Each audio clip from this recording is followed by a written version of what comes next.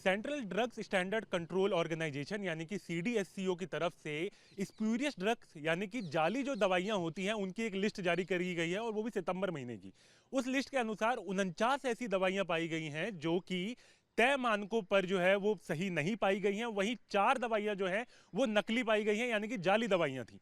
तो इन 4 दवाओं में एक जो दवाई है वो पेंडी नाम की है जिसको सबसे ज्यादा इस्तेमाल जो है वो आमतौर पर किया जाता है।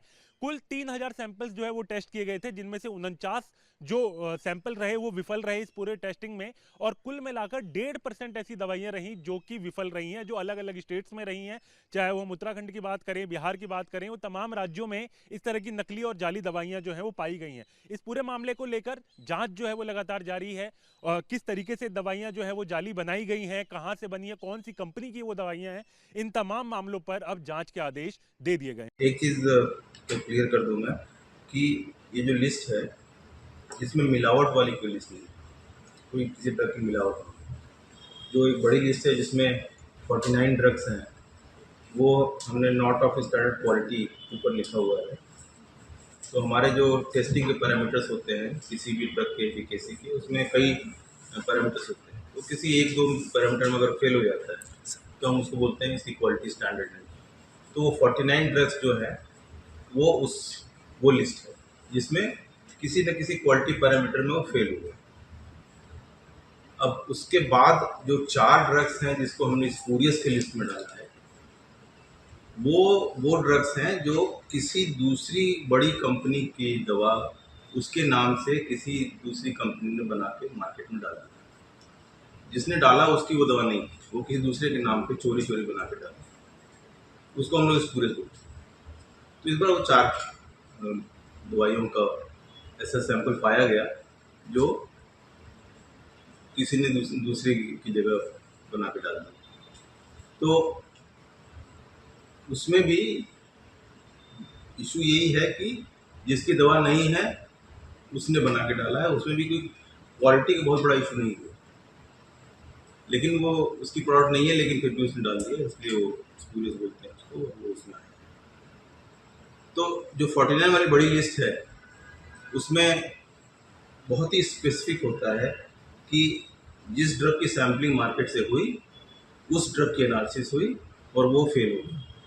तो जिस कंपनी ने बनाया है उस कंपनी की दवा खराब है और वही बैच खराब है।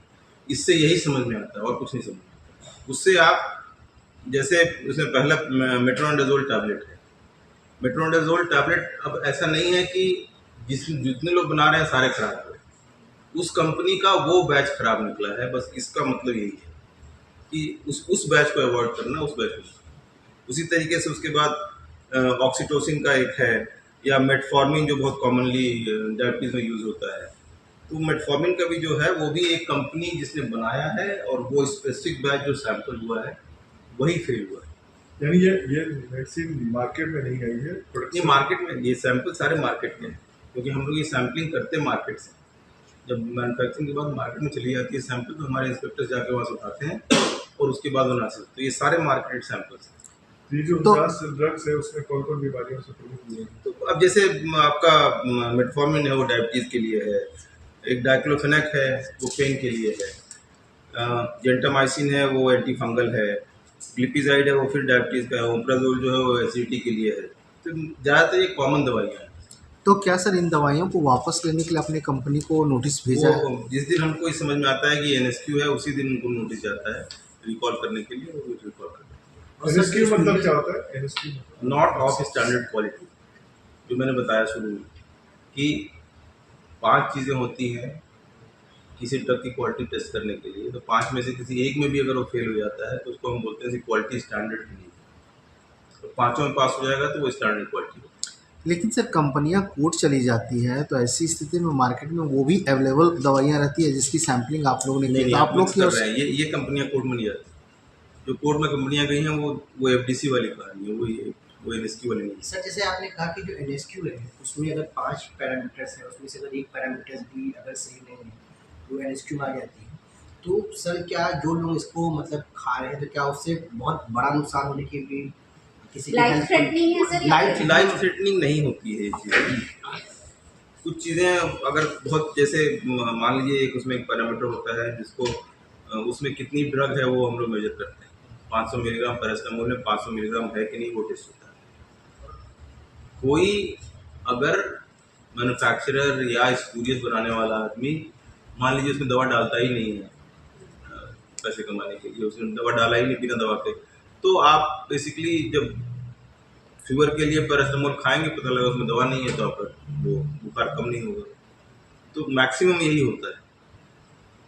एंटीबायोटिक्स वगैरह में वो इशू होता है कि एंटीबायोटिक्स में अगर आप किसी ने, लेकिन वो दवा नहीं डालने वाला बहुत बहुत ही कम केसेस होते और ये हैं, वो इसमें ऐसे नहीं। आपका रूटीन चेकअप है हर महीने आप हर महीने होता है ये, और हर महीने करीब 3000 के आसपास सैंपल टेस्ट होते हैं हमारे लैब्स में, और उसमें से ये 40-50 के आसपास, मतलब वो ऑलमोस्ट 1-1.5% के आसपास आता है, वो हमारा national average. Video journalist Atul Raj के साथ Harish Jha, News Nation, Delhi. News Nation अब व्हाट्सएप पर खबरों के ताजा अपडेट के लिए न्यूज नेशन के इस QR कोड को स्कैन करें।